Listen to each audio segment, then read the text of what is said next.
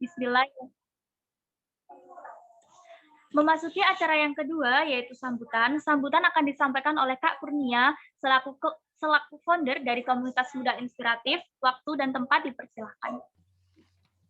Baik, terima kasih Kak Vila.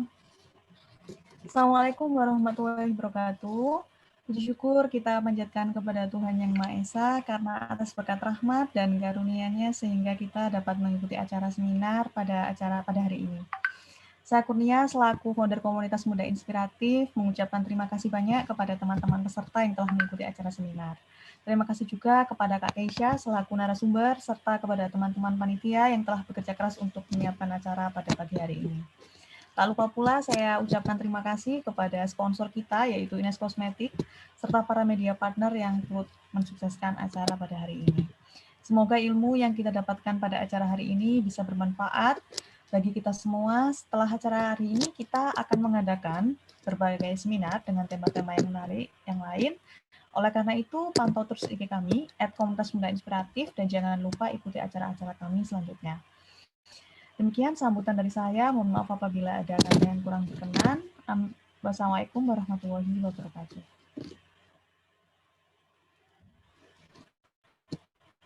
Terima kasih banyak untuk Kak Kurnia telah memberikan sambutan kepada peserta. Memasuki acara yang ketiga, yaitu pengenalan komponi profil Ines. Kepada Kak Muskita, waktu dan tempat dipersilahkan.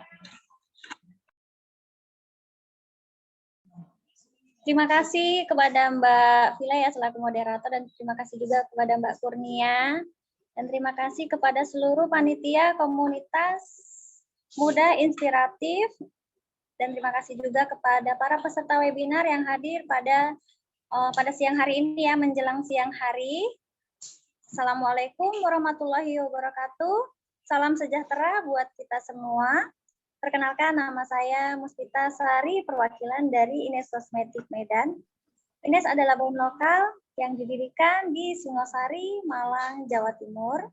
Berproduksi semenjak tahun 1998 dan tentunya sudah eksis selama 23 tahun. Ines sudah memiliki izin BPOM, mengantongi sertifikat MUI, juga berlabel halal. Produk kita terdiri dari skincare, di mana pada masa pandemi ini kita tidak bisa merawat wajah di salon ataupun di klinik-klinik kecantikan. Produk kita mempunyai perawatan untuk wajah yaitu facial foam, masker dan juga scrub yang dapat kita lakukan sehari-hari ataupun seminggu sekali yaitu berfacial. Selanjutnya itu ada dekoratif, di mana para peserta webinar ataupun panitia yang ingin mempercantik diri ataupun mengkoleksi produk kita seperti bedak padat, eyeshadow, blush on, dan juga lipstick ya. Selanjutnya itu ada dekoratif untuk perawatan badan, yaitu hand and body lotion, body wash, dan juga body scrub. Yang ingin mengetahui lebih lanjut bisa kunjungi www.ines.co.id atau mendownload aplikasi My Ines di Play Store. Buat para peserta yang ingin berbelanja online, bisa e-commerce-nya dari Lazada, blibli.com, Tokopedia, dan juga Shopee. Atau yang ingin berbelanja langsung bisa kunjungi outlet Ines terdekat di wilayahnya masing-masing ada di seluruh Indonesia ya. Demikian kata sambutan dari saya. Dan sekali lagi terima kasih kepada Komunitas Muda Inspiratif yang telah memberi kesempatan kepada Ines, selalu memberi kesempatan ya untuk mensponsori acara webinar ini. Dan saya akhiri, Assalamualaikum warahmatullahi wabarakatuh. Terima kasih, Mbak Vila. Terima kasih banyak Kak Muskita telah memberikan sambutan kepada peserta. Nah, selanjutnya yaitu memasuki acara inti kita, yaitu pemaparan materi oleh narasumber. Sebelumnya, izinkan saya untuk melampirkan CV dari narasumber kita, yaitu Kak Keisha.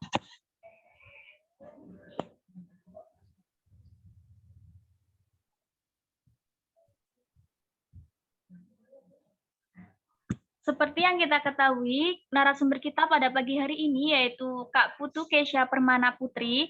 Kak Keisha ini seorang siswi SMA yang memulai hal baru dengan menulis dan menemukan pengalaman di dalamnya. Nah, nama pena dari Kak Kesha ini yaitu Mini Maca. Kelahiran 11 April 2004. Kak Kesha ini suka bahasa Indonesia dan juga matematika. Adapun riwayat pendidikan dari Kak Kesha ini yaitu SD Cipta Dharma Denpasar, graduate in Juni 2016 dan sebagai peserta internasional matematika competition tahun 2015. Kemudian melanjutkan di SMP Negeri 1 Denpasar, kelulusan tahun 2019 dan menjabat sebagai Sekretaris 2 OSIS SMP Negeri 1 Denpasar dan sebagai penulis di Wattpad 2017 dan juga sebagai pemeran utama penampilan teater pagelaran seni. Kemudian Kak Kesha ini melanjutkan ke jenjang SMA di Negeri 4 Denpasar, telah menyelesaikan kelas 11, kemudian akan memulai kelas 12 di bulan Juli 2021. Nah, Kak Kesha ini menjabat sebagai Sekretaris Umum OSIS periode 2020, Ketua Umum Organisasi Jurnalistik Citra, dan juga sebagai penulis dengan novel Impressed, serta mentor komunitas muda inspiratif periode April sampai dengan September 2021. Adapun skill yang dimiliki oleh Kak Kesha ini yaitu sebagai blog and layout design, acting, time management, public speaking, organizing, dan writing skill. Dan juga ada highlight successfully being a writer with the first book Impressed, dan juga sebagai help one of Student Council project as a moderator on a live Instagram sharing. Nah, itu tadi pembacaan CV dari narasumber kita pada pagi hari ini. Tentunya semua sudah tidak sabarkan apa saja yang akan dibahas dalam pagi hari ini. Untuk Kak Kesha, waktu dan tempat dipersilahkan.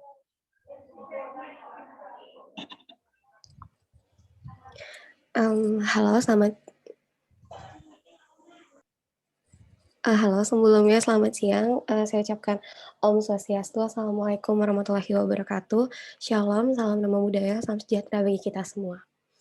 Sebelumnya maaf Kak Vila, ini yang ditampilkan yang Kesha share screen atau Kak Vila share screen ya?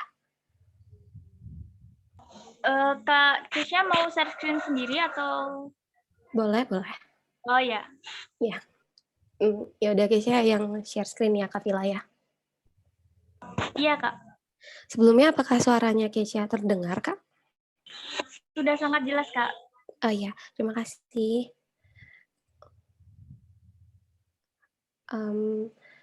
Kesha masih belum bisa share screen ini, Kak.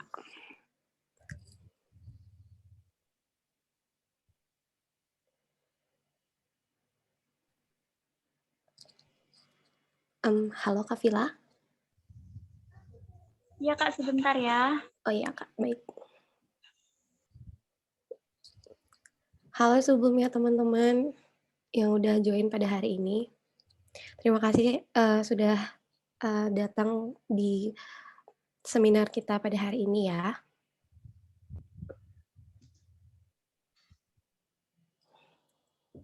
Oke, sebentar.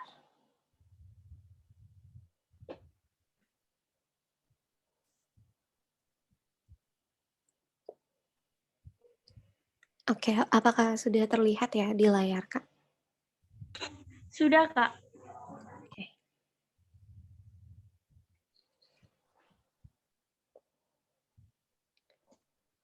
Oke, jadi halo teman-teman semua, kalau aku dan kalian disatukan bisa menjadi kita, kalau aku dan kalian disatukan di dalam komunitas muda inspiratif. Jadi halo teman-teman member semuanya dan juga teman-teman yang sudah bergabung pada seminar hari ini.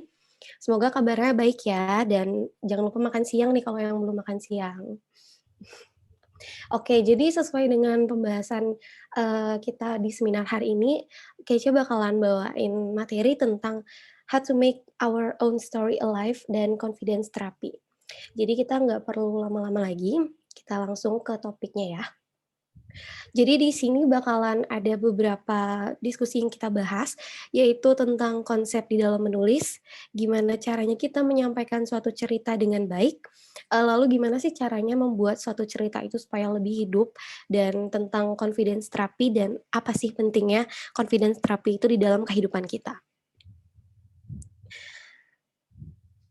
Okay, let's talk about writing and how to bring our story alive. Tapi sebelum Kesha masuk nih ke materi intinya, mungkin banyak dari teman-teman atau orang-orang itu yang masih belum paham tentang menulis itu kayak gimana sih. Jadi menulis itu adalah gimana cara seseorang untuk bisa berbicara tapi dia melalui tulisan. Mungkin banyak yang bilang kayak, "Kenapa sih nulis gitu doang? Emang bawa apa manfaatnya?" Sebenarnya banyak banget manfaat yang kita nggak sadar itu kita dapat dari menulis. Bahkan, kan nggak semua orang ya punya ingatan jangka panjang. Ada yang, orang dengan short term memory. Jadi dia itu, nggak bisa mengingat hal-hal yang terjadi misalnya 10 tahun silam. Dengan menulis, kita bisa mulai belajar nih untuk, menulis hal-hal yang terjadi di masa lampau. Jadi ketika kita ingin mengingat hal itu, kita tahu nih apa detail yang terjadi pada pada saat itu. Jadi itu sebenarnya penting dari menulis. Bahkan, dari riset yang Kesha baca, orang di Indonesia itu tipis banget nih tingkat menulisnya. Jadi masih kurang untuk literasi dan juga menulisnya di Indonesia. Bahkan ada namanya challenge berani menulis dari beranibaca.id. Saking, masyarakat Indonesianya itu masih belum, apa ya, kayak paham gitu sama menulis dan intens dalam menulis. Bahkan fakta psikologi pun menyarankan kita semua kalau misalkan lagi stres ataupun lagi, apa ya, kayak lagi banyak beban pikiran, kita bisa loh nulis untuk bisa merilekskan dan bisa meringankan apa yang kita pikirkan gitu. Jadi fakta psikologi pun juga menyarankan untuk sebaiknya kita menulis. Nah, setelah, kita tahu nih sedikit dasar tentang menulis, di sini Kesha bakalan lebih fokusin tentang menulis di dalam novel ya. Jadi buat teman-teman yang mungkin suka sama nulis cerita, ini penting banget. Oke, jadi di sini ada namanya konsep dasar menulis. Ini konsep dasar yang harus dibangun dari diri kita sendiri untuk memulai menulis. Jadi di sini ada 5 step ya teman-teman. Sebelumnya siapa sih di sini yang suka nulis-nulis gitu? Ada nggak sih yang suka nulis di Wattpad gitu atau misalkan emang lagi nulis di platform-platform lain?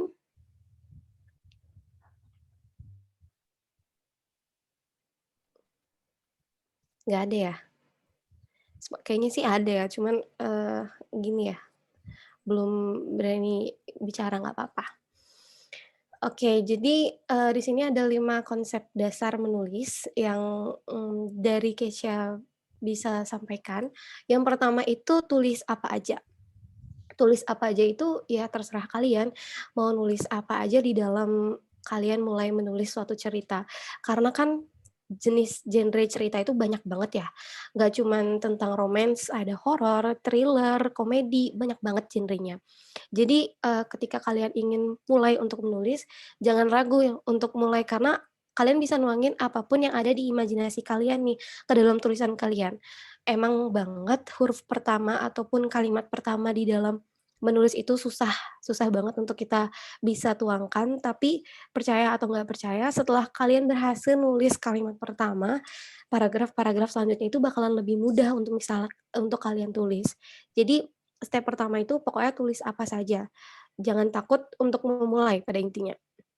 Lalu, konsep nomor 2, itu waktu senggang untuk dunia maya. Waktu senggang untuk dunia maya itu, maksudnya gini, kita kan menulis itu biasanya online ya platformnya ya, ya online.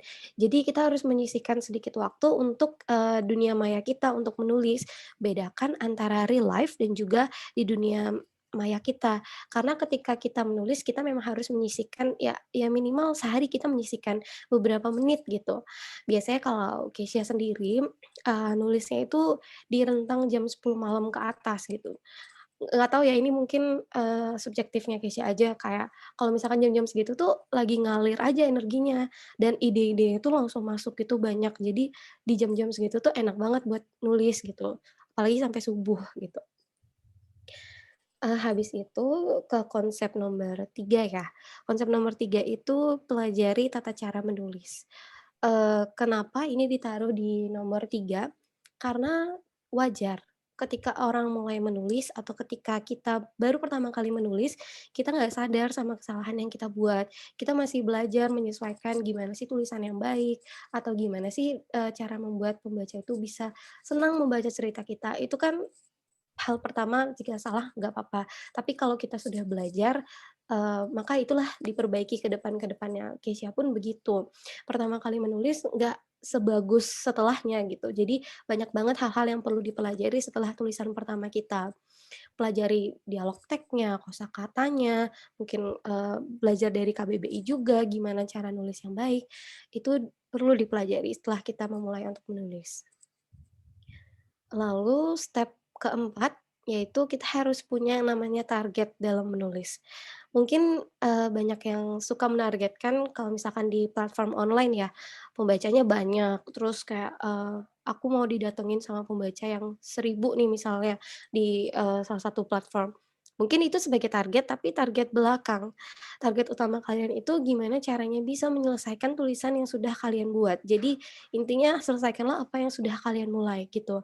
Kalau misalkan Keisha pribadi selalu ngambil, target kalau misalkan 1 bulan atau 1-2 bulan tuh selesailah satu cerita yang bisa dipublikasikan di Wattpad gitu. Dan kalian juga harus kayak gitu sih sebenarnya, jadi punya target dalam menulis itu mau kayak gimana. Jadi nggak cuman sekedar, "Oh aku nulis sekarang nanti bulan depannya dilanjutin lagi." Kalau bisa jangan kayak gitu, konsisten. Eee, se ketika kalian sudah membuat target, percaya nggak percaya pembaca itu bakal datang sendirinya kalau kalian konsisten juga. Lalu step nomor 5, kalian harus tekun, berani, dan optimis. Itu sebenarnya yang banyak banget orang masih suka ragu ya sama kemampuan dirinya sendiri, padahal sebenarnya nggak ada yang salah sama kalian menulis dan ada beberapa komentar tentang tulisan kalian. Itu sebenarnya untuk membangun kalian. Aku pun di dunia menulis nggak sepenuhnya dapat komentar baik. Ada komentar-komentar yang nggak enak dibaca lah intinya.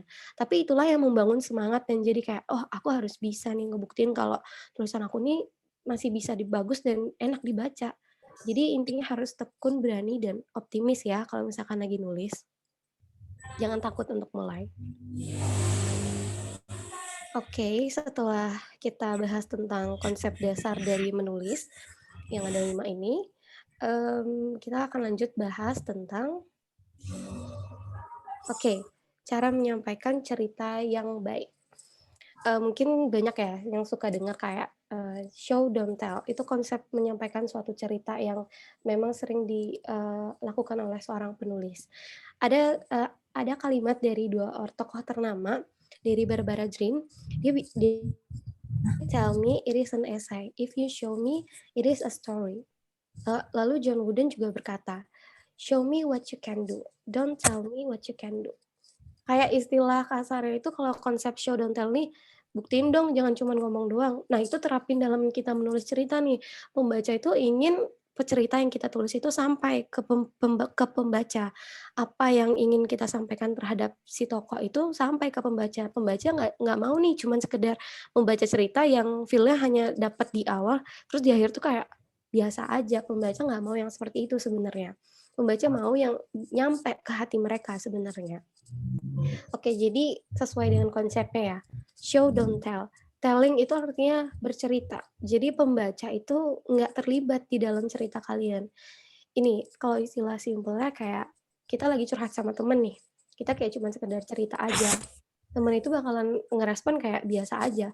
Beda kalau kita menerapkan konsep showing, menunjukkan. Pembaca akan terlibat di dalam cerita kita. Ketika kita bercerita sama teman-teman dengan emosi dan juga raut wajah sesuai dengan yang kita ceritakan, temannya juga pasti akan bertanya kan si lawan bicara kayak, "Emang kenapa sih? Masalahnya tuh kayak gimana sih sampai lo nangis kayak gitu?" Jadi ada nih, emosi yang dirasain sama si lawan bicara dan juga pembaca, kalau di dalam menulis cerita. Jadi konsep show don't tell ini memang seharusnya kita, lakukan ketika kita mulai menulis suatu cerita. Agak kecepatan ya suaranya aku? Semoga enggak ya. Oke, lalu gimana sih perbedaan showing dan telling itu? Telling seperti yang tadi menceritakan ya, jadi kayak cuman sekedar ya ngomong doang gitu. Telling itu, aku kasih contoh di sini misalkan ada kata dia menangis. Pembaca mungkin memang suka ya membaca yang agak singkat, tapi pembaca juga butuh nih kayak apa ya, respon yang dia mau gitu. Kalau dia menangis tuh apa sih yang harusnya dirasain? Kita bisa showing nih dengan kalimat air matanya mengalir deras.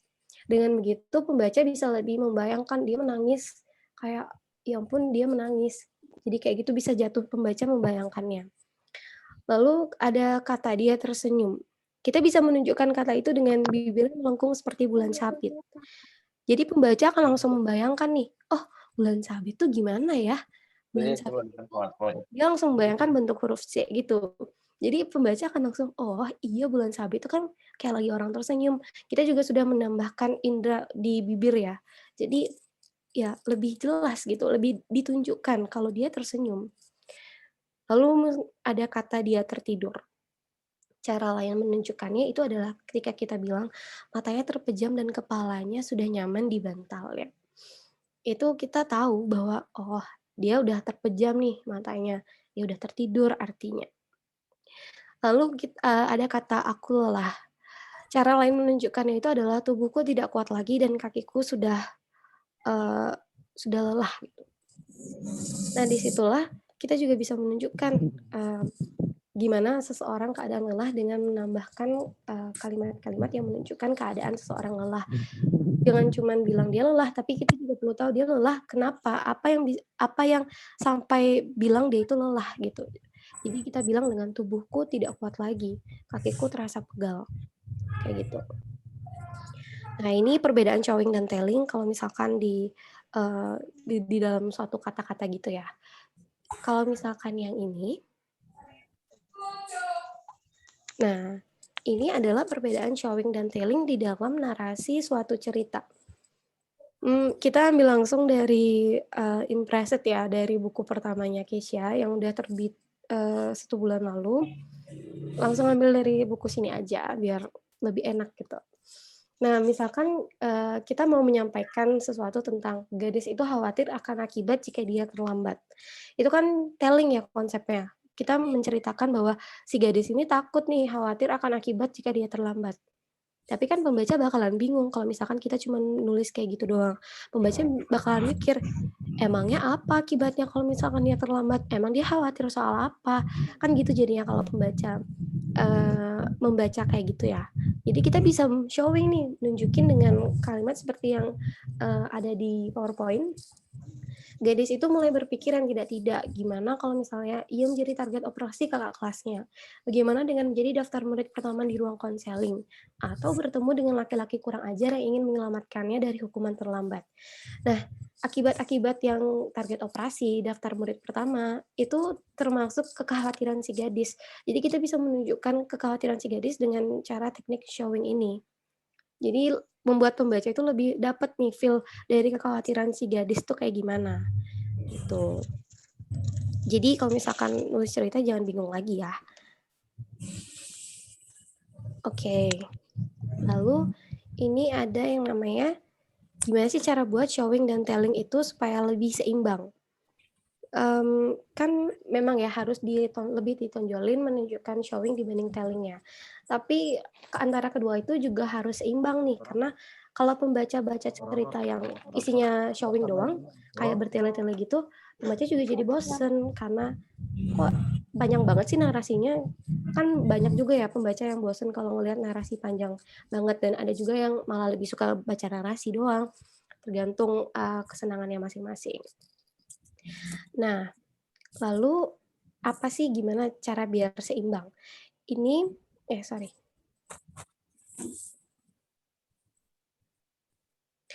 Oke, cara yang pertama itu adalah telling untuk paparan cerita. Jadi itu adalah ketika kalian menyampaikan tentang misalnya masa lalu si tokoh, kalian bisa menggunakan teknik telling ini. Mungkin aku contohnya kayak gini.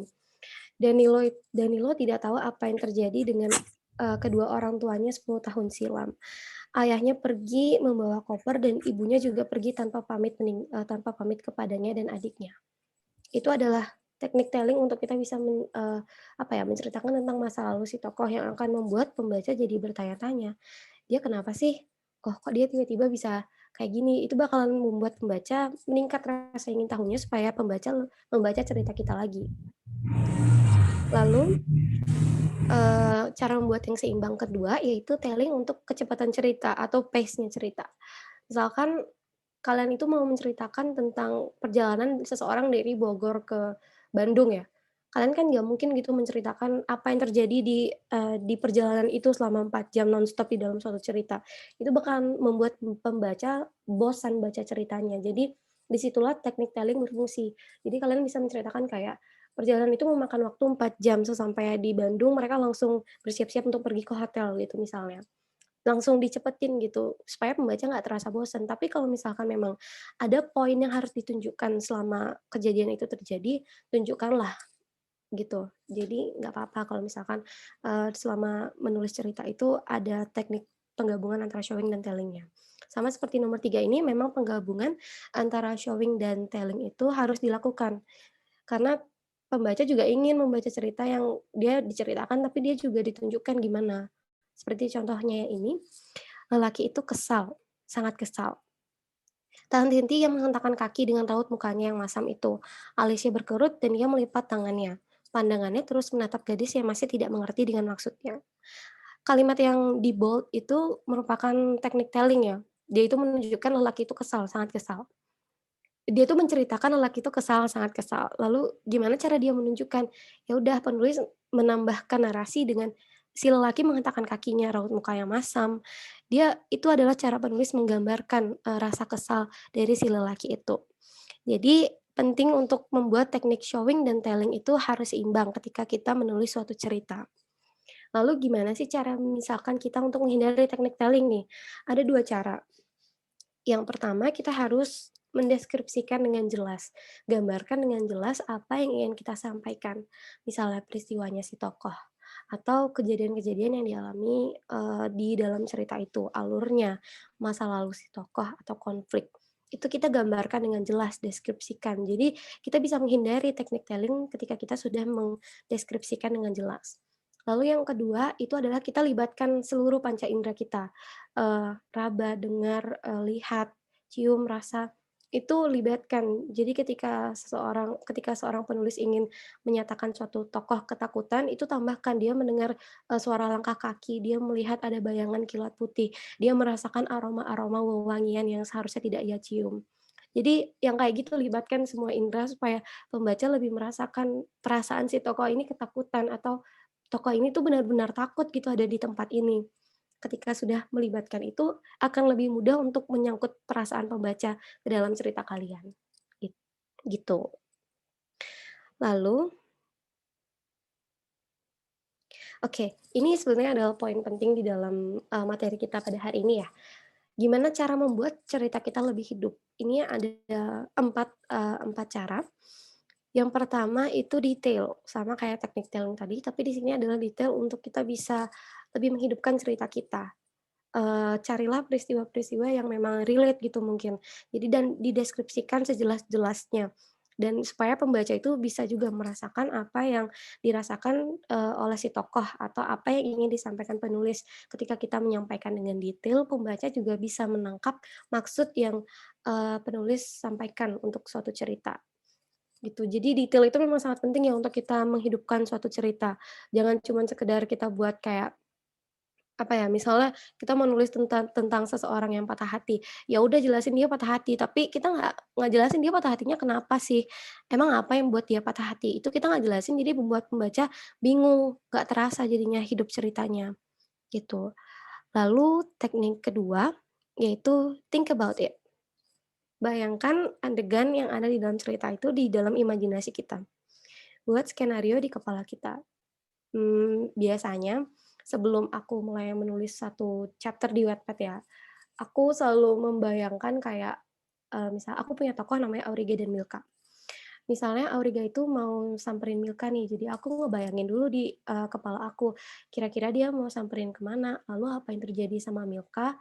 Jadi aku rangkai di dalam otak aku, apa aja yang bakalan terjadi sama kedua tokoh itu. Jadi ketika aku mulai menulis di dalam, chapter itu langsung di Word misalnya, aku tahu nih karena aku sudah merancang alurnya di otak aku, dan itu lebih terasa realistis karena kita kan udah membayangkan, jadi dan kita membayangkan itu hal-hal yang nyata gitu, meskipun cerita kita ini fiksi. kita tuangkan di dalam tulisan itu. Jadi lebih terasa, cerita itu lebih hidup ketika kita sudah membayangkan alurnya di kepala kita. Dan, mungkin nggak banyak ya, tapi kalau aku sendiri, aku selalu membayangkan setting tempat dari setiap, cerita yang ada. Misalkan rumahnya, aku membayangkan rumahnya itu gimana bentuknya, jalannya dari mana, pintu masuk, dan berbagai sisi di dalam rumah itu aku juga bayangkan. Karena itulah ketika kita bisa membayangkan apa yang ada di dalam cerita itu, kita bisa menyalurkan perasaan dari diri kita sendiri kepada tulisan itu. Jadi tulisannya terasa lebih hidup gitu dibanding kita kayak, ya udahlah buat yang, fiksi aja tempatnya, ya udah nggak apa-apa sesuai imajinasi aja, boleh memang kayak gitu. Tapi ya dihidupkan apa yang ingin kalian sampaikan tentang tempat atau tentang tokoh itu, gitu. Lalu yang ketiga, feel it. Feel it, rasakan. Bayangkan kalian ada di posisi si tokoh. Apa yang bakal kalian rasain kalau misalkan kalian ada di posisinya dia? Misalnya kalian menulis suatu cerita tentang, broken home.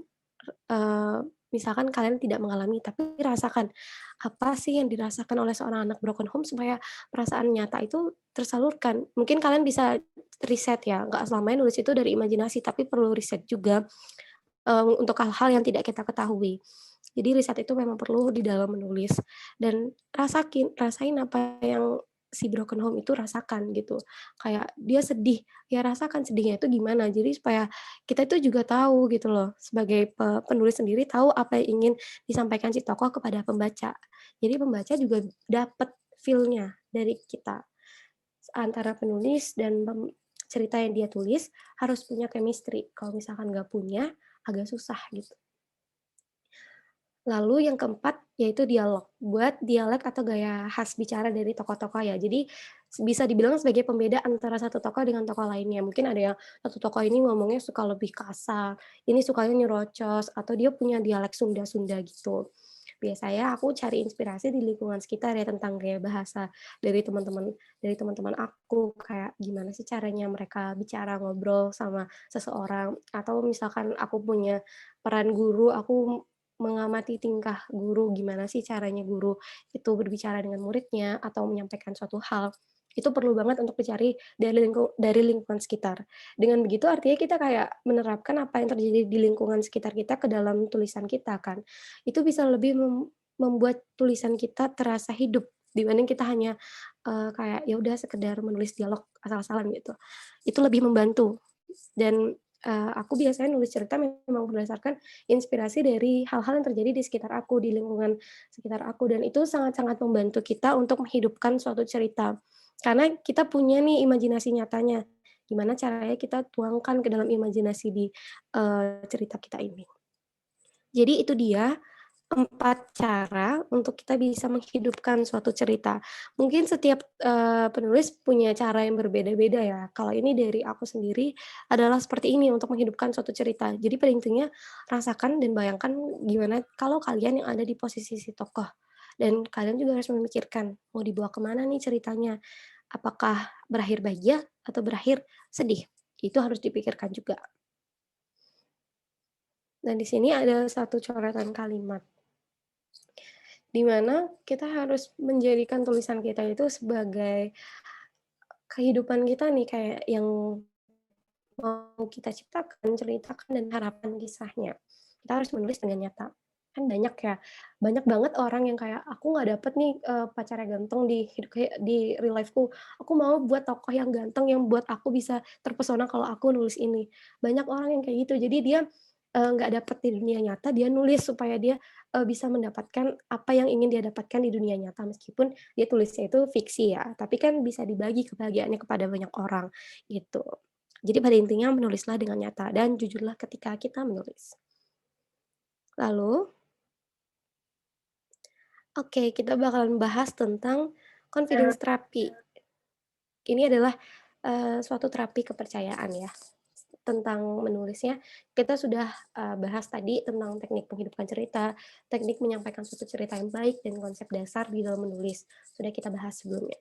Jadi sekarang kita lanjut ke bahasan confidence therapy. Oke. What is confidence therapy? Mungkin kalian bisa lihat dari gambar di sebelah kiri ini. seseorang wanita sedang ingin pergi bekerja dan dia menatap refleksinya itu sebagai seorang superhero gitu. Jadi confidence terapi itu suatu terapi kepercayaan yang mana membiasakan diri kita untuk berbicara hal positif dibanding hal negatif. Hingga pada akhirnya hal positif itu bisa berubah menjadi kenyataan. Jadi confidence terapi itu, diajarin sama mama aku ya. Mama aku mengajarkan aku ini dari aku SMP dan sampai sekarang masih terbawa gitu. Dan ini sangat berguna di kehidupan aku. Jadi pada intinya confidence terapi adalah menanamkan jiwa pada ucapan yang ingin kita harapkan gitu.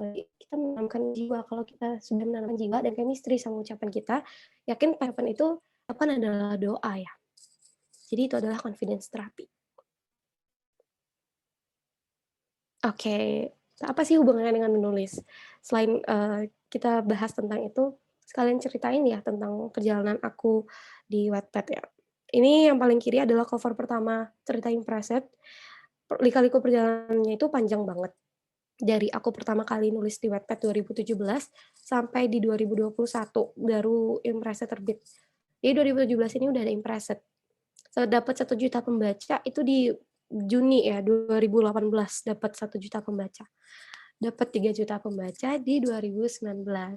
Sempat masuk 3 besar bahkan peringkat 1. Dan akhirnya di 2019 akhir itu dikontrak Impresetnya sama salah satu penerbit. Itu dikontrak dan aku masih nunggu satu tahun lebih ya bahkan untuk Impreset akhirnya bisa dipublikasikan dan akhirnya aku bisa kasih tahu official announcement bahwa Impreset diterbitkan. Itu baru di tahun 2021, tepatnya di tanggal 1 Februari. Aku baru bisa official announcement ke teman-teman yang ada di Wattpad. Dan di 2019, 30 Desember, itu aku udah mulai revisi-revisi naskah. Jadi bayangan aku ketika aku merevisi waktu itu lagi zamannya film Mariposa ya, 2020 tuh zamannya Mariposa deh kayaknya.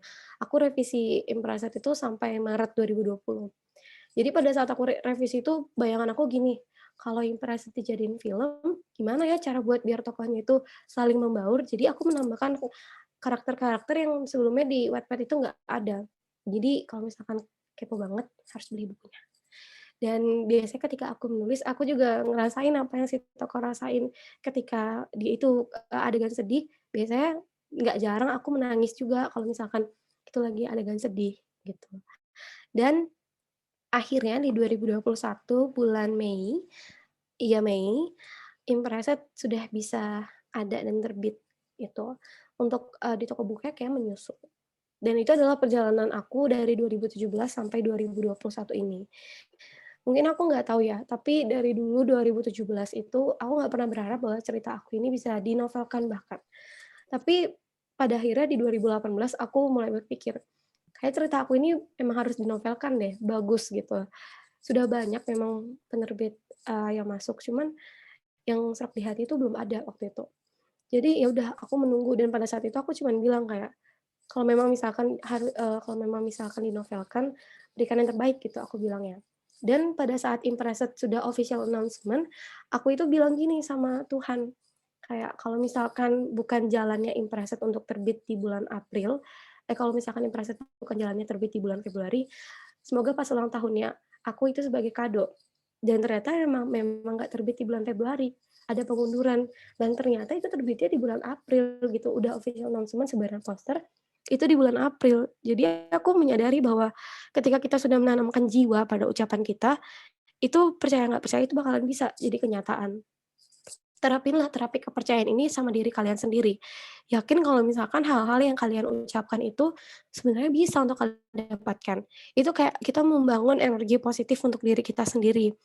Jadi kita istilahnya maksa ya, kayak, "Aku optimis, pokoknya aku harus bisa," gitu, istilahnya maksa diri kita sendiri. Jadi ada usaha dari dalam itu yang buat kita bergerak untuk selalu mengingat hal-hal yang kita ucapkan itu. Dan perjalanan aku dari Impreset aku buat sampai terbit itu cukup lama ya, aku menunggu 4 tahun dan gak ada salahnya untuk menunggu teman-teman. Seperti yang aku bilang, setiap perjalanan itu berasal dari suatu proses yang kita mulai. Kapan dan bagaimana perjalanan itu berawal atau berakhir, di sana proses kita telah terbukti. Nggak ada salahnya menunggu, karena kita nggak tahu rencana semesta yang luar biasa itu kayak gimana. Dan sampai saat ini aku masih membayangkan kalau Intrasa dijadikan film ya. Entah itu kapan kita harus terapi kepercayaan itu. Dan aku mungkin nggak menyadari bahwa ternyata bukan bakat ya, kesenangan aku menulis ini mungkin turunan dari mama dan papa. Mama juga suka menulis sastra, dia suka nulis puisi. Katanya setiap pelajaran seni budaya tuh mama sukanya nulis puisi dibanding dengerin gurunya ngobrol gitu. Jadi kayak ya mungkin turunnya ke aku ya. Papanya juga suka baca buku, jadi turunnya ke aku dan adik-adik gitu jadi jatuhnya. Dan the last slide. Pentingnya apa sih? Oke. Terapi kepercayaan ini buat aku sendiri sebagai healing ya. Kalau misalkan aku lagi sedih, atau aku lagi down, aku ingat lagi, aku bangkitkan dengan omongan-omongan positif dari yang aku buat di dalam diri aku. Jadi itu membangun aura positif sekali lagi untuk diri kita sendiri. Lalu kita juga bisa increase self-confidence kita. Kayak ketika kita mau pergi ke suatu tempat menjalankan suatu hal gitu. Lebih percaya diri, lebih pede ngelakuinnya. Karena kita tahu bahwa kita sudah ada persiapan. Kayak sekarang saya duduk di sini. Saya tadi agak deg-degan ya, tapi sekarang ketika ngobrol, oh lebih lancar gitu. Lebih ada gitu. Dan yang terakhir pentingnya itu adalah kita kayak bisa bicara sama semesta. Mungkin ada yang pernah baca ya, kayak ketika kita berbicara keras-keras, semesta akan mendengar doa-doa kita. Mungkin ada yang pernah baca kayak gitu. Ada beberapa orang yang memang percaya dengan hal itu, dan salah satunya termasuk aku. Aku percaya, tapi ada juga yang percaya bahwa nggak usah bilang-bilang, diam-diam aja. Siapa tahu dapat. Memang ada dua hal itu yang berbeda. Dan terapi kepercayaan ini juga bisa membantu kita untuk berbicara kepada semesta lebih luas. Dan yang terakhir, slide terakhir. Ini adalah penutup, karena kamu yakin, maka semesta juga yakin. Percaya sama dirimu sendiri, kelak akan muncul harapan dan peluang yang menurut kamu bahkan mustahil. Sekian dari Kesha Putri, semoga materi pada hari ini bisa bermanfaat untuk teman-teman yang baru mulai menulis atau yang sudah mulai menulis. Semoga menulisnya tetap semangat, jangan pernah berhenti untuk menulis. Terima kasih, semoga bisa bermanfaat sekali lagi. Saya tutup dulu presentasinya. Om Santi Santi Om, wassalamualaikum warahmatullahi wabarakatuh. Salam sejahtera bagi kita semua. Oke, Kak Vila, udah selesai. Terima kasih banyak untuk Kak Kesha atas materinya. Untuk peserta yang ingin bertanya, dipersilahkan untuk menuliskan pertanyaan pada kolom chat atau bertanya secara langsung dengan mengaktifkan mikrofon. Nah, ini ada beberapa pertanyaan, Kak. Langsung saja ya, saya bacakan pertanyaannya. Yaitu yang pertama dari Kak Dian Sukma. Saya izin bertanya kepada Kak Kesha. Pertanyaannya adalah bagaimana cara Kakak membangun semangat dalam menulis khususnya cerita untuk novel di masa-masa malas ataupun tidak bergairah. Karena terkadang saya sering merasa jika menulis di Wattpad itu lebih memikirkan ada yang baca enggak ya. Jadinya ketika mikir hal itu buat saya malas buat atau melanjutkan cerita. Terima kasih Kak. Silakan Kak dijawab. Oke, terima kasih banyak ya Dian Sukma atas pertanyaannya. Intinya Dian itu nanya ya gimana cara aku sendiri untuk membangun semangat. Oke. Karena memang aku berasal dari Wattpad, aku penulis pertama kali di Wattpad, aku mendapatkan teman menulis dari sana juga. Banyak banget memang pengalaman yang mungkin buruk ya kalau di Wattpad itu. Dan cerita pertama aku juga bahkan nggak ada yang baca, bukan nggak ada yang baca. Responnya lumayan nggak mengenakan hati dan banyak banget komentar-komentar yang buruk yang mungkin aku nggak suka pada saat itu baca. Gini, ketika kita mencari suatu pembaca, jangan memikirkan kapan pembaca itu datang, tapi percaya deh, penulis yang baik itu bakalan dapat pembaca yang baik. Ketika kita sudah berusaha untuk menulis, pembaca itu akan datang sendirinya. Jadi gimana cara buat mikir kayak menghilangkan mindset ada yang baca atau enggak ya, lanjutin tulisan kalian, banyakin promosi terutama di Wattpad. Kayak ya promosinya kalau bisa lewat private message ya, karena kalau misalkan ya kalau di wall orang itu agak mengganggu sebenarnya. Itu sebenarnya harus dihilangkan mindset ada yang baca atau enggak. Kalian itu mikirin tujuan utama dalam menulis itu apa. Kalian mungkin ingin menyampaikan hal imajinasi kalian itu berupa tulisan. Jadi itulah yang kalian bangun ketika kalian menulis suatu cerita. mindset seperti yang tadi saya bilang, membaca banyak itu termasuk target, tapi target belakang ya. Kayak itu termasuk target kalian, tapi itu target belakangnya. Target utama kalian itu gimana caranya kalian bisa selesai menulis, gimana caranya kalian bisa menghidupkan suatu cerita, gimana supaya cerita itu bisa sampai ke pembaca. Ketika cerita itu sudah sampai ke pembaca, percaya atau nggak percaya, pembaca itu bakalan datang sendiri sama kalian. Mungkin juga kalau misalkan kita ngikutin tren gitu, di awal-awal sebagai penulis pemula waktu itu saya juga ngikutin tren, waktu itu aku ngikutin tren Cowok Dingin ya kalau nggak salah. Dan memang pada saat itu langsung melejit karena pada masa itu tren, tapi ketika kalian sudah mulai terus-terus menulis, kalian bodo amat sama tren yang ada pada saat itu. Jadi kayak kalian udah menemukan kenyamanan kalian sendiri sama menulis. Dan itulah yang saya selalu tanamkan ketika menulis. Jadi jangan pernah memikirkan gimana pembaca banyak, tapi ubah mindset itu. Apa sih tujuan utama kalian menulis? Untuk apa? Itu yang harus kalian, terapkan. Jadi semangat dalam menulis itu ada karena kita yang memang ingin melanjutkan dan kita ingin menuangkan apa yang ada di dalam imajinasi kita, gitu. Itu untuk Dian Sukma, apa ada pertanyaan lagi ya? Semoga terjawab ya Kak Dian atas pertanyaannya. Nah, kita lanjut pertanyaan yang kedua, yaitu dari Kak Kurnia. Kak Kesha, kalau boleh ceritain dong pengalaman Kak Kesha dalam menulis beberapa buku. Oh, oke. Kalau beberapa buku, bilangnya baru satu buku ya Kak Kurnia ya, baru, yang diterbitkan baru satu. Tapi selama aku 4 tahun ini nulis sudah ada 5 5 tulisan ya, 5 judul. Pengalaman, kalau pengalaman itu waktu 2017, Kesha pertama kali nulis, itu sebenarnya udah ada tulisan yang pertama dan itu jelek banget ya, bisa Kesha bilang kayak, "Aduh jelek banget sama waktu dibaca itu juga nggak enak," gitu. Jadi akhirnya di-unpublish dan akhirnya buat cerita Impressed untuk pertama dan responnya bagus pada saat itu. Ketika udah ganti nama pena nih, pertamanya nama di Wattpad itu belum Minimacha, masih Kesha Putri.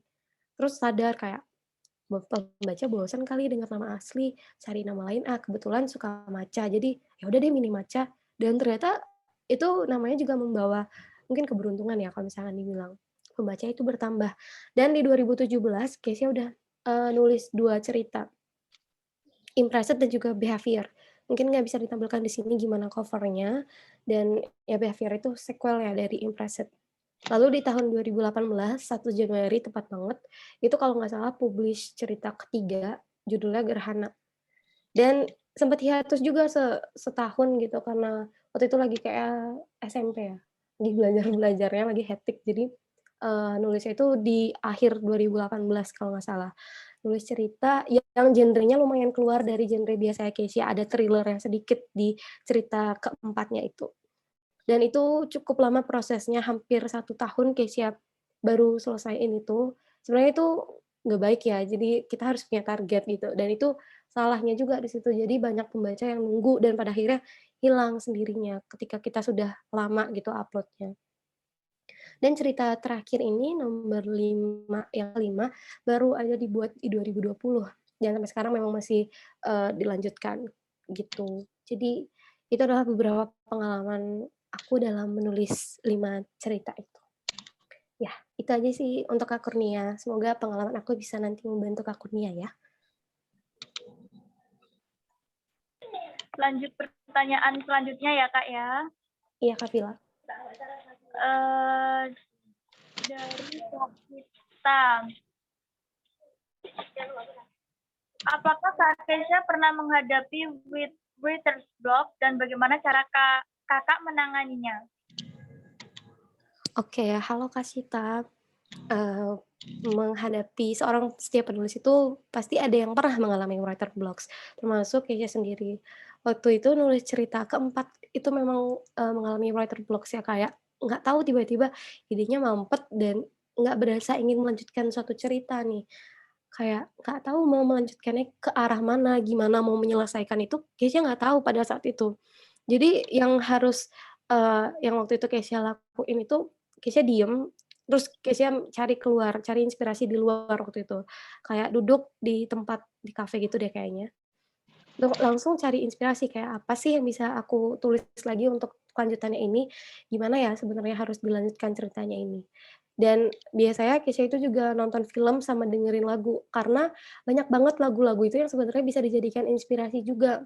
Cerita Behavior itu inspirasinya dari lagu Afgan deh kalau nggak salah. Afgan yang, Terima Kasih Cinta, pokoknya kalau nggak salah.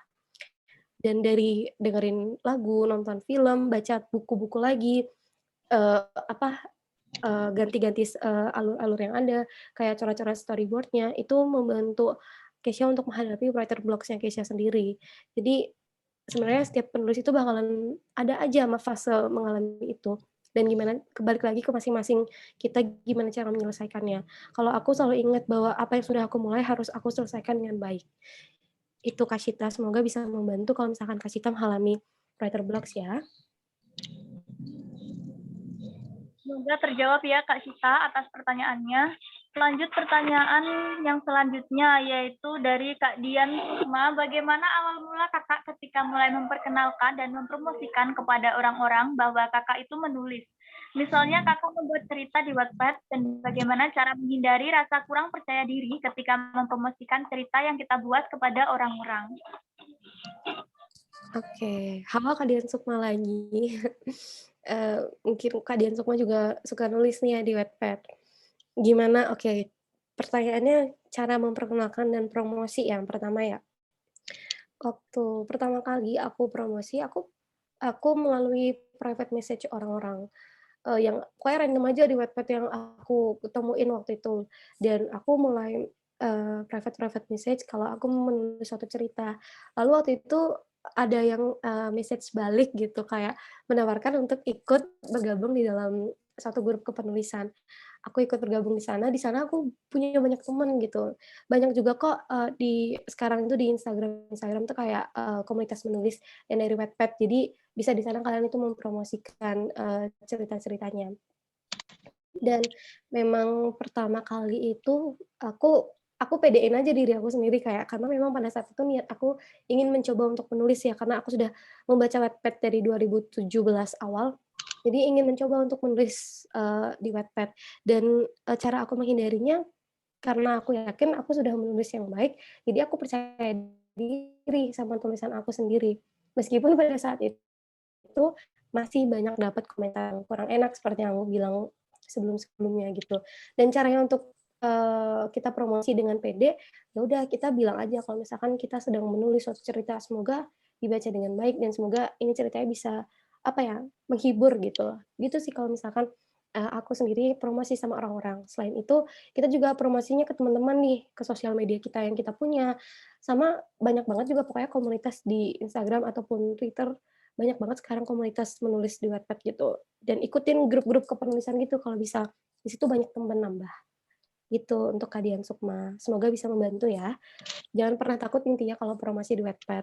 Intinya memang pertama kali itu pembaca bakalan nggak tahu siapa kita, tapi kalau kita udah niat, terus-terus aja nulis, pembaca bakalan notice kita kok. Kita bakalan di-notice sama pembaca. Pembaca itu juga punya type, ceritanya dia sendiri gitu. Ada yang suka cerita ini, ada yang nggak suka cerita ini. Jadi tergantung selera pembaca kayak gimana. Gitu untuk Kak Dian, semoga membantu ya.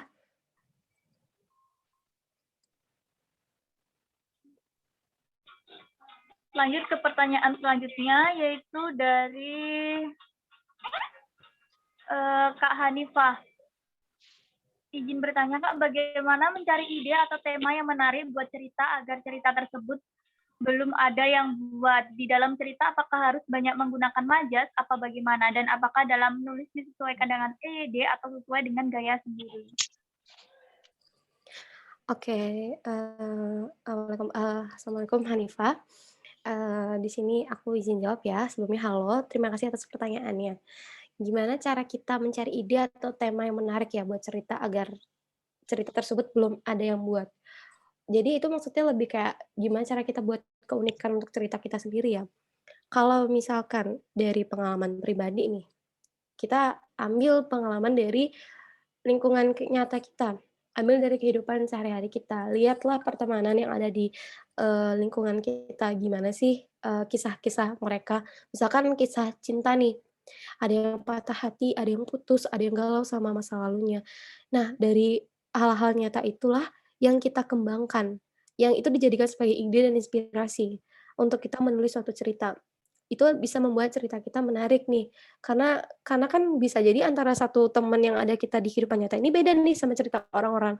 Jadi kita kayak menceritakan apa yang teman kita ini, alami gitu. Jadinya lebih bisa dapat idenya lebih nyata. Dan biasanya kalau ide atau tema yang menarik itu banyakin riset sih, misalkan, buat cerita ya mungkin memang nggak banyak orang ceritain tentang misalkan luar angkasa gitu, kan sedikit ya maksudnya orang-orang yang mengambil konsep itu di dalam dunia percintaan. Mungkin bisa diambil hal-hal yang belum pernah orang buat kayak gitu. Lalu di dalam cerita apakah harus menggunakan majas atau bagaimana? Apakah harus menulis sesuai dengan gaya EYD? Setiap penulis itu punya gaya khasnya sendiri. Kayak contohnya, Tesana, itu gaya khasnya tuh lumayan banyak ya majasnya kalau misalkan dia lagi, Kasana lagi nulis. Tapi balik lagi kalau Kisah sendiri bukan orang yang terlalu, apa ya, menggunakan banyak majas atau gimana gitu, karena tergantung gaya kepenulisan kita sendiri, kita punya gaya khasnya sendiri. Misalkan sesuai EYD, memang seharusnya kita nulis itu sesuai EYD ya, tapi enak nggak sih kalau baca kata tahu, tapi kita nulisnya itu tahu untuk di novel kayak agak nggak enak kan kalau dibaca sama pembaca gitu. Jadi aku berusaha untuk menemukan gaya aku sendiri untuk menulis. Patuhi EYD tapi ya, misalkan kosakatanya yang memang perlu sesuai EYD itu disesuaikan. Tapi kalau misalkan ada kata-kata yang memang seharusnya lebih enak didengar sebagai percakapan sehari-hari, gunakan kata-kata itu. Karena kan menulis itu kayak dialog kehidupan sehari kita gitu. Jadi, tuangkan di kehidupan sehari ini di dalam tulisan kita ini, supaya pembaca juga merasa tulisan itu hidup dan nggak sekedar fiksi gitu loh. Jadi pembaca juga tahu, oh kalau misalkan kehidupan sehari-hari itu si tokoh A sama si tokoh B ngomongnya kayak gini, gitu. Jadi balik lagi ke teman-teman penulis, gunakanlah gaya gaya kalian sendiri, gaya kepenulisan kalian sendiri. Yang perlu dipelajari itu tata caranya, kosakatanya, KBBI-nya itu kata-kata yang baku atau nggak baku itu memang perlu sebenarnya, tapi ada beberapa hal yang memang kita perlu sesuaikan dengan obrolan atau dialog yang ada di kehidupan sehari-hari kita, supaya lebih, ringan gitu bacanya, nggak terlalu kaku. Tergantung juga genrenya yang kalian akan buat itu kayak gimana, balik lagi isi tulisan itu tergantung juga genre kalian. Karena tulisan aku bukan yang bahasa baku, jadi aku menggunakan gaya bukan dengan EYD yang pas banget, gitu Kak Hanifah, semoga membantu ya. Semoga terjawab ya Kak atas pertanyaannya. Nah ini lanjut pertanyaan selanjutnya yaitu dari Kak Dian lagi nih ya. Apa yang menjadi inspirasi kakak ketika membuat nama-nama untuk tokoh-tokoh yang terlibat dalam sebuah cerita supaya unik dan menarik? Oh, baik. Jadi, terima kasih lagi Kak Dian Sukma. Ketika aku sebenarnya bagian yang paling susah kalau aku nulis cerita itu nemuin nama tokoh ya. Untuk cerita When the Rain Falls aja aku mikirin seharian untuk nama tokoh karena aku riset. Aku maunya pada saat itu ini berkaitan dengan, bintang-bintang, pokoknya luar angkasa. Jadi aku riset gitu nama bintang gitu kayak gimana, nama rasi bintang itu apa aja, atau nama-nama yang cocok. Biasanya sih aku nyari kayak nama-nama perempuan yang cocok, yang berarti lautan. Jadi aku ingin mencari nama yang memang memiliki maknanya. Misalnya Auriga, itu artinya salah satu rasi bintang ya. Iya, rasi bintang Auriga kalau nggak salah. Dan, ada karakter namanya Milka. Milka itu aku plesetin dari kata milky. Milky kan artinya kayak, ya susu ya, kayak putih, bersih gitu. Jadi aku menerapkan Milka, Milka adalah cewek yang putih dan bersih. Dan supaya lebih unik dan menarik itu banyakin riset dari Google dan berbagai sumber sih. Kita buat nama yang, kayak ini belum pernah deh ada yang buat nama kayak gini. Jadi dengan nama-nama yang unik itu juga bisa membantu, caranya riset. Dan mungkin kalian juga bisa nentuin, aku mau nama tokoh ini dengan tema, misalkan bintang atau misal kupu-kupu gitu. Apa sih nama yang berarti kupu-kupu? Banyak banget dari bahasa-bahasa Yunani atau bahasa lainnya yang berarti kupu-kupu atau berarti air bersih, lautan, banyak banget. Jadi biasanya aku nyari, nama tokoh yang berkaitan dengan meaning yang aku mau sesuai dengan isi cerita aku, gitu untuk Kak Dian. Semoga membantu ya. Semoga terjawab ya Kak Dian atas pertanyaannya. Nah ini lanjut lagi pertanyaan dari Kak Kurnia. Gimana sih Kak cara supaya banyak yang baca cerita kita? Oke, halo Kak Kurnia. Terima kasih atas pertanyaannya. Sebelumnya di atas juga tadi udah ada yang nanya kayak gimana cara biar ada yang baca cerita kita. Sebenarnya banyak pembaca itu intinya gimana kita bisa menghidupkan cerita kita sendiri, kita bisa nyaman sama apa yang kita tulis dan kita bisa dapat chemistry sama tulisan kita. Yakin pembaca bakalan datang karena penulis yang baik itu juga akan mendatangkan pembaca yang baik. Karena gini, setiap pembaca itu punya seleranya masing-masing. Dia akan menemukan cerita yang dia sukai, tapi belum tentu pembaca lain itu suka dengan cerita itu. Intinya setiap pembaca itu punya seleranya masing-masing. Jangan takut kalau misalkan cerita kita nggak ada yang baca. Karena nanti bakalan ada yang baca meskipun masih sedikit, dia bakalan lebih, apa ya, lebih mendorong kita untuk lebih bersemangat gitu untuk menulis. Untuk pembaca banyak sebenarnya nggak ada tips tertentunya ya, pada intinya kita harus yakin aja kalau tulisan yang kita buat ini disukai banyak pembaca. Tulisan yang kita buat ini anti mainstream gitu misalkan. Terus, tulisan yang kita buat ini tuh memang hidup gitu. Kalian bisa merasakan apa yang yang ditulis. Kadang-kadang juga aku merasakan tokoh-tokoh yang aku tulis itu kayak beneran nyata gitu di kehidupan aku, kayak dia ada sih kayaknya di kehidupan nyata dan dia relate gitu kadang-kadang sama, tokoh-tokoh yang ada di dunia nyata. Jadi untuk pembaca banyak itu balik lagi sama kita, gimana cara kita mempromosikan, gimana cara kita menulis. Gitu sih Kak Kurnia. Semoga membantu ya. Semoga terjawab ya Kak Kurnia atas pertanyaannya.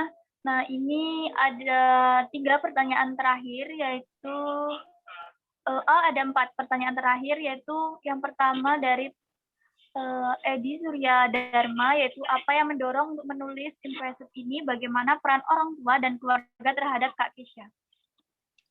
Oke, terima kasih atas pertanyaannya Edi. Kak Edi, jadi apa yang mendorong aku untuk menulis impresif? Ini, belum pernah kayaknya aku ceritain ke banyak orang. Jadi waktu itu aku punya kakak kelas. Aku punya kakak kelas dan kakak kelasnya itu ngasih kupon nih, kupon bazar gitu ke aku. Aku kayak mendengar sekilas gitu latar belakang, tentang dia kayak bukan baik gitu. Dan terus aku mikir kayak, ini cocok nih dijadiin tema Wattpad, apalagi pada saat itu temanya cowok dingin tuh lagi terkenal banget. Gimana kalau misalkan aku buat dia sebagai cowok yang dingin. Dan kebetulan waktu itu aku juga ketemu sama cowok yang kebetulan, apa ya, typing-nya dia itu singkat banget. Jadi aku, "Oh, ini bisa dijadiin inspirasi." Dan itulah kenapa waktu itu aku menulis impresif, karena aku ingin ingin tahu gimana kalau misalkan orang dengan latar yang mungkin nggak baik, itu ditemenin sama cewek, sama seseorang wanita, itu gimana jadinya kehidupannya dia. Ternyata bisa berubah dengan aku menulis cerita impresif ini. Jadi aku, apa ya, seolah merealisasikan apa yang aku nggak tahu di kehidupan nyata, aku realisasikan di impresif ini. Lalu, gimana peran orang tua dan keluarga? Ini jujur aja, mama dan papa itu baru tahu aku nulis Wattpad 2018. Jadi aku kayak, bukan sembunyi-sembunyi sih, maksudnya nggak memberitahu kalau aku menulis di Wattpad, karena ya menurut aku, penting sih hal itu dikasih tahu, cuman aku, nggak pernah ngasih tahu mama sama papa. Pada akhirnya mama sama papa tahu sendiri gitu kalau Kisah nulis cerita di Wattpad, dan gimana perannya mereka dukung. Jadi kayak waktu tahu itu langsung dipromosiin kalau anaknya nulis cerita, tapi padahal nggak pernah dikasih tahu gimana aku mulai nulisnya. Dan aku pun kaget waktu itu kayak, "Loh, kok mama bisa tahu kalau misalkan Kakak nulis?" Gitu. Karena mungkin nggak mama sama papa tuh juga nggak tahu kalau misalkan ternyata anaknya suka nulis gitu.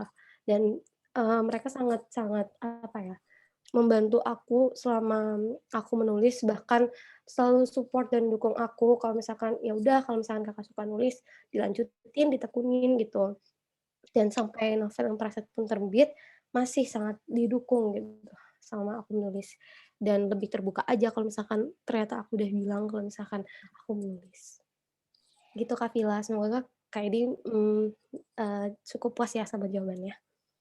Semoga terjawab ya Kak atas pertanyaannya. Nah, selanjutnya dari Kak Dewi Rahmaini, yaitu apa target ke depan dari Kak Kisha? Oke.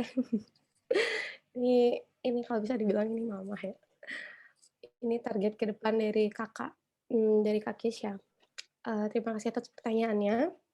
Jadi target ke depan yang ingin aku buat di dalam dunia menulis ini, yang pertama aku mau melanjutkan lagi tulisan aku yang belum selesai, Reinforce, aku mau menyelesaikannya dengan baik, lalu aku akan, apa ya, berusaha untuk melanjutkan buku kedua, sequel Interested, supaya bisa akhirnya diterbitkan lagi jadi buku. Aku akan berusaha untuk melahirkan karya-karya baru, yang mungkin bisa menghibur teman-teman pembaca, dan aku masih ingin, apa ya, Impresi dijadikan suatu film sih, itu adalah target ke depannya. Ya mungkin agak mimpi, tapi it's okay, kita nggak apa-apa bermimpi teman-teman. Karena siapa tahu mimpi yang kita impikan jadi kenyataan, dan itu adalah beberapa target yang ingin aku raih ke depannya. Terima kasih. Semoga terjawab ya Kak atas pertanyaannya. Nah ini dari Kak Arjo Sukardan, yaitu prospek karya sastra seperti hal novel, puisi, dan prosa di Indonesia apakah cukup menjanjikan, apa saja tantangannya? Baik, terima kasih atas pertanyaannya Kak Arjo. Oke, prospek karya sastra ya, seperti novel, puisi, dan prosa di Indonesia. Di Indonesia sendiri, dari tahun-tahun silam itu udah banyak banget lahir sastrawan-sastrawan ternama, Pramudian Tantatur, banyak banget sastrawan-sastrawan ternama. Bukan cuman di kota besar ya, bahkan kota-kota kecil pun juga melahirkan sastrawan-sastrawan ternama.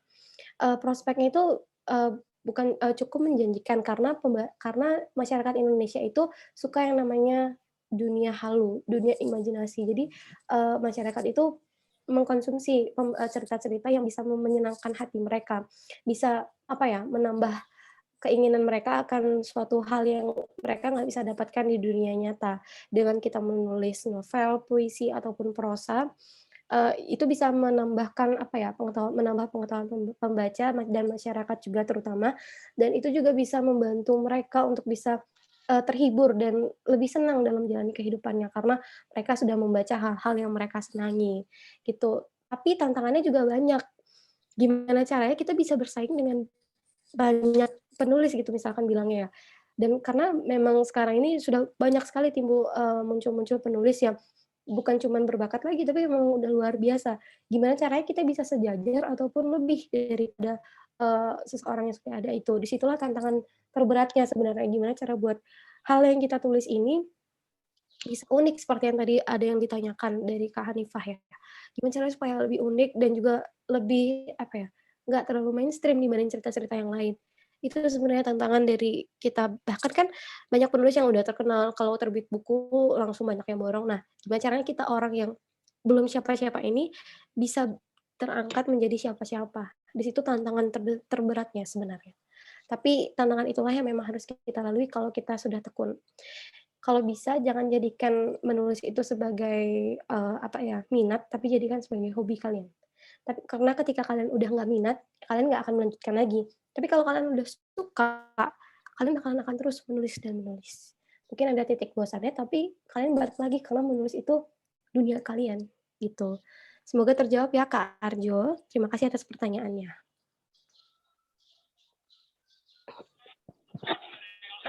Sekarang pertanyaan terakhir yaitu dari Kak Wandi Sujatmiko. Kita waktu cerita perlu ada mencantumkan referensi dari Baik, terima kasih pertanyaannya untuk, dari Kak Wandi. Oke, saya coba jawab ya, Kak. Terkait cerita, apa kita perlu mencantumkan referensi dari beberapa sumber? Terkait referensi, kalau kita nulis novel ya, mungkin, kita bisa menyatakan bahwa ini terinspirasi dari suatu cerita, atau kita nggak perlu mencantumkan itu, tapi kita langsung izin sama pemiliknya, misalkan, "Aku izin menjadikan cerita ini sebagai referensi," atau, "Aku izin apa ya, mengambil ide sedikit ini untuk dijadikan sebagai referensi tambahan." Jadi kita langsung bilang aja sama penulisnya, ataupun orang yang sumbernya itu kita tahu siapa. Jadi biasanya sih kalau misalkan nulis cerita itu referensinya, kita nggak mencantumkan ya, kalau di novel-novel terutama. Mungkin dia kalau misalkan emang buat sequel gitu, lebih ke kayak referensinya dari sequel yang sebelumnya. Jadi lebih kayak gitu aja sih dicantumkannya di dalam novelnya. Kalau misalkan kita ngambil referensi dari ide penulis lain, izin pribadi, dan memang kalau misalkan ada yang bertanya, ya memang kita sudah mendapatkan izin, jadi kita nggak perlu takut kalau misalkan ada yang bilang plagiat gitu misalkan. Karena kita memang sudah mendapatkan izin untuk ide yang penulis itu buat untuk kita ambil sebagai referensi gitu. Jadi memang bisa untuk mencantumkan referensi, tapi memang sebaiknya nggak usah kita cantumkan, tapi izin. Izin itu penting karena banyak juga kok yang izin ke Kesha sendiri kalau boleh nggak diambil ceritanya ini sebagai referensi untuk ini, boleh nggak kisahnya ini diambil, banyak juga yang kayak gitu. Jadi nggak apa-apa untuk tanya daripada kita diam sendiri. Begitu Kak Wandi, semoga menjawab pertanyaannya ya. Semoga terjawab ya Kak pertanyaannya. Oh ini ternyata ada lagi Kak pertanyaan terakhir dari Kak Lutfi, yaitu bagaimana cara Kak Kesha melakukan terapi kepercayaan dalam menulis? Apa ada inspirasi atau sendiri-sendiri? Oh, oke. Terima kasih banyak atas pertanyaannya Kak Lutfi. Bagaimana cara Kesha melakukan terapi kepercayaan dalam menulis ya? Sama kayak seperti yang tadi sudah dibilang, kan ada relasinya antara terapi kepercayaan sama menulis. Terapi kepercayaan yang Kesha lakukan dalam menulis itu adalah, ya Kesha optimis, Kesha selalu bilang kayak, aku bisa menyelesaikan cerita ini, aku bisa untuk menghasilkan karya terbaru dengan baik. Jadi itu adalah terapi kepercayaan yang Kesha tanamkan, Kesha beri jiwa gitu ucapannya di dalam menulis.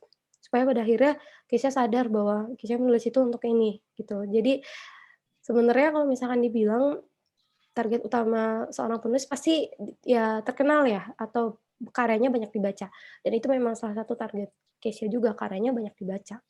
Dan terapi kepercayaan itu Kesha bisa lakuin 1 hari 3 kali ya, maksudnya kita tanamkan aja setiap hari omongan, jiwa-jiwa sama omongan kita sendiri supaya lebih terasa hidup omongannya. Apa ada inspirasi? Mungkin maksudnya inspirasi dalam menulis ya? Banyak banget inspirasi di dalam menulis. Kalau misalkan bisa dibilang, jangan jangan nunggu inspirasi datang, tapi kita yang cari inspirasi itu sendiri. Jadi kita yang berusaha untuk menggali apa sih yang bisa dijadikan, inspirasi di dalam menulis suatu cerita ini, jadi kita yang cari inspirasinya sendiri, jangan nunggu sampai inspirasi itu datang. Kayak kita lihat teman-teman sekitar, "Oh ini bisa dijadiin inspirasi," kayak gitu jadinya kita bawa. Dan itu bisa lebih cepat datangnya dibanding kita menunggu ide untuk datang. Kadang suka lama, terus kayak kadang bosan sendiri kan, kok nggak datang-datang jadinya akhirnya males sendiri. Terus ya udah akhirnya nggak jadi nulis deh, kayak gitu kebanyakan. Jadi inspirasi itu dicari teman-teman, kalau bisa jangan ditunggu sampai datang. Oke, terima kasih Kak Lutfi atas pertanyaannya, semoga membantu ya. Semoga terjawab ya Kak Lutfi atas pertanyaannya. Nah itu tadi adalah closing dari pertanyaan yang terakhir atau pertanyaan penutup. Dan terima kasih atas jawaban yang diberikan Kak Kesha, sangat membantu dan bermanfaat untuk kita semua.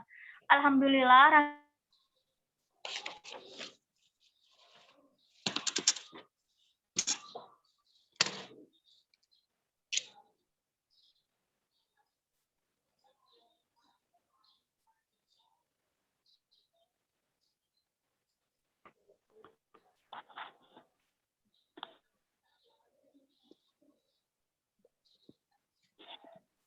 Kita akan melakukan sesi foto bersama untuk Kak Shita, silakan.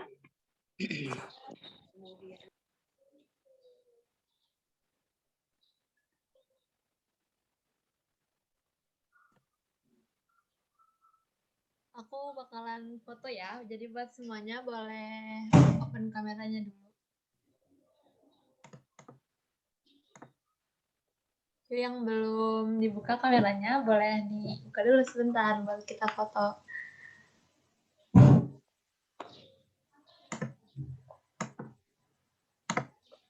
Aku mulai ya, ambil foto ya. 1, 2, 3. Ini ada 2 page, jadi aku bakal foto satu kali lagi. Bentar ya. Nah, sekarang bergaya lagi. 1, 2, 3. Udah, makasih. Kembali ke Kafila. Terima kasih Kak Shita. Terima kasih kami ucapkan kepada Kak Kesha selaku narasumber yang telah berbagi ilmu yang luar biasa. Juga terima kasih kepada peserta seminar dan kakak-kakak panitia yang berkontribusi dalam menyelenggarakan seminar online ini.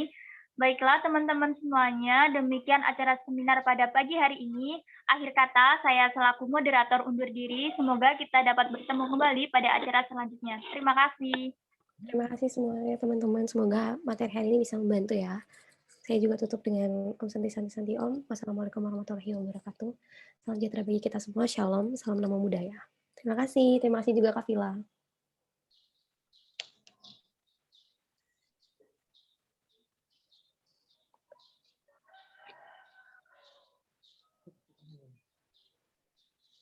Untuk link feedback-nya atau link absensinya udah ada di chat ya, jadi boleh diisi dulu sebelum leave. Terima kasih.